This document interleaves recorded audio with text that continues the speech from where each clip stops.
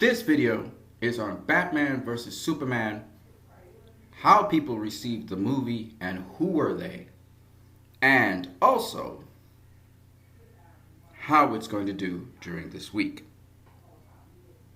Let's start off first with who are the people looking at this movie? How did they receive it? We have the critics who gave their reviews, of which only 28% of them, according to Rotten Tomatoes, actually liked this movie. And then the remaining 72% of them did not like it. Furthermore, when we look at the general audience's reception of the movie, according to Rotten Tomatoes, 72% of them liked the movie. And of that 72%, it seems they liked it a lot because when we average out everything, we get a rating of 7.6 out of 10. Roughly between 7 and 8, they gave it. When it comes to the critics, when we average out everything, it's roughly 5 out of 10. Might even be lower. Now, the critics, they rated the movie one way. The audience seemed to rate the movie, by and large, another way. There is a discrepancy between the two. And why that's interesting to me is because when I look at certain critics review it, they literally destroyed it in their reviews. And yet this movie, after all that critical destruction, basically the critics saying that this movie was a bunch of garbage, people still went out to the cinemas and watched the movie. Now, some people say it's because it's called Batman v Superman that people went out and watched the movie. Maybe. But we will see during this week whether that statement is true or if it is that the movie actually was a good movie. Because if you go to IMDb, you will see that overall people rated this movie somewhere at 7.4, 7.5, which is close to 8, between 7 and 8 again. A rating of 7 and 8 is a good rating. It means the movie was a good movie. I personally thought it was closer to 8. I had it at 8.2. I am going to watch the movie a third time after this video is done. Now, therefore, what happens between last week Friday and this coming week's Sunday is going to tell us all we need to know about Batman v Superman. And from what I've heard, one of the people said that it had the highest drop-off in terms of movies, at least comic book movies. So we'll see if this movie can sustain some kind of momentum and it can go through the next 2 weeks and do well. If it does well, then it means two things. It means that people went and saw this movie, and some even went and rewatched this movie because there were aspects of this movie that were very good for them and they wanted to look into it more. Also, it will mean that people told other people about this movie and they went and watched the movie, which means they didn't tell people not to watch the movie, but to actually go and watch the movie. So these two things are important.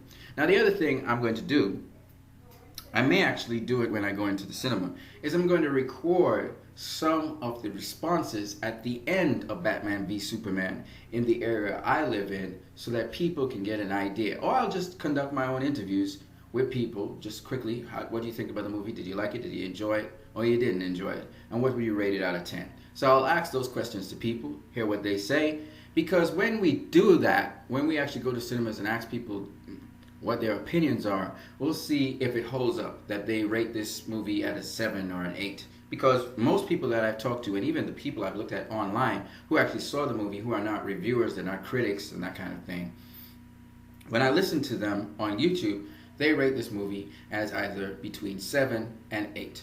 Some say it's a solid 7, some say it's 8. So I think this movie is a 7-8 movie, and I also think that this movie was actually received quite well by most of the audience that watched it. Now, why is that so, and why is it that we're hearing more vocal people speaking about their dislike for the movie? Well, there's a major reason why that's so. So let me just go into that real quick. The reason is First of all, the critics gave it a bad review. So people jump on the movie and they decide to trash it as well. And by doing so, they get views. And once you get views, people come to your channel. So I think that's one of the reasons. The next reason people may be trashing it is because they went in with such high expectations beyond realism for a movie, especially a movie made by Warner Brothers, that they ended up coming out of the cinema disappointed. Because this movie does not follow your usual formula for movies that Marvel uses. This certainly is not a Marvel movie, okay? And the themes explored in this movie are quite adult themes. They are themes that have to do with our world and how we conduct ourselves in our world and what would happen if such people were to exist in our world. So this is not a movie where you are immersed into a world. It's kind of more a movie that's based on our world that you're being immersed in. Yes, it is still a fantasy world, but it feels like a world in our world. And if you go to Google Maps, for instance, you will find the Batcave, which is really crazy.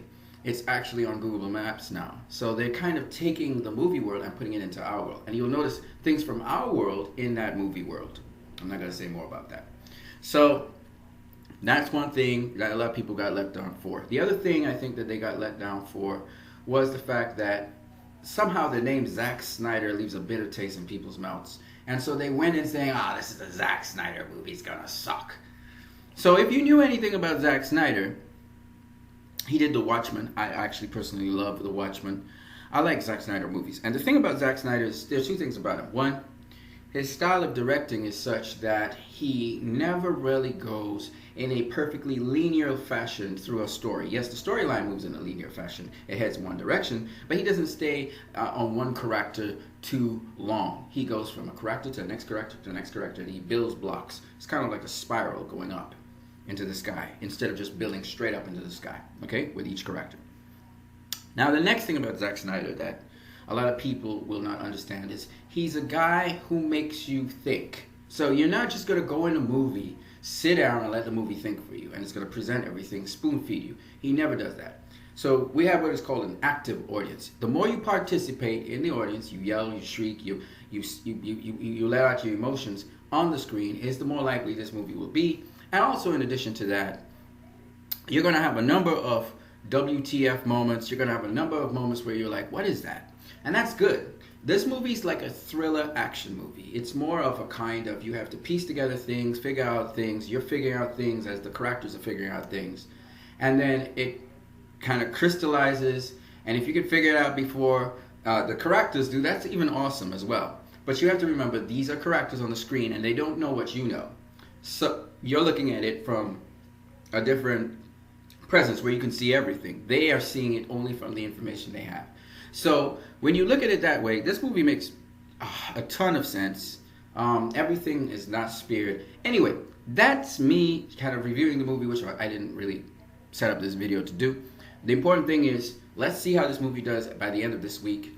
And let's also see what the audience thinks about this movie. Because obviously the critics think it's crap, okay? Or it's meh. But the audience generally, I realize, which is a lot of people do not think that. They actually think it's a pretty good movie.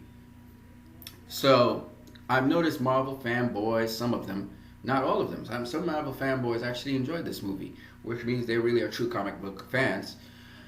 This movie is not a Marvel movie. Stop talking about end credit scenes. That happens in Marvel movies. It's never happened, or should I say, of recent times, I've not seen it happen in a Warner Brother film. So I'm kind of shocked. Maybe you guys watch the WB or whatever channel and you might see post-credit scenes, but it doesn't happen in movies, okay?